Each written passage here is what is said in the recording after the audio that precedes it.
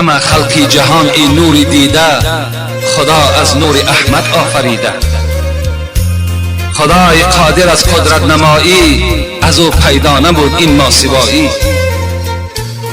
تمام عرش و کرسی و قلم را، چنین لوحی عظیمی محترم را،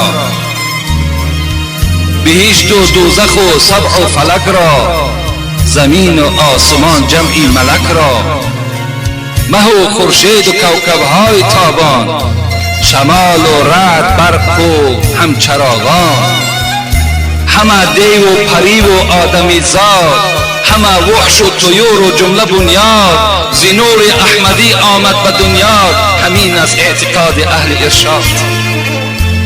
حبیبم را کسی که دوست دارد، کجا مالک ورا دوزخ درآرد. به جان و دل محبی مصطفی باش، به یاران محمد جان فدا باش. همان روزی که در آدم دمی دم، بدید اندر قفایش نور خاتم.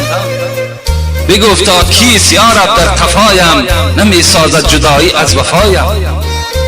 خدا گفتش نوری مصطفایی، ندارد عمرها از تو جدایی.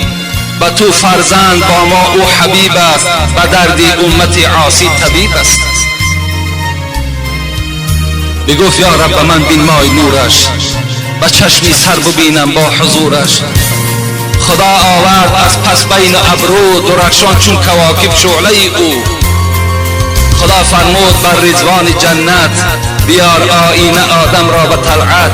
ز جنت داد آینه به آدم، به آن آینه دید اون نور خاتم. که شد او عاشقی نور محمد، درود خوان شد به ارواح محمد.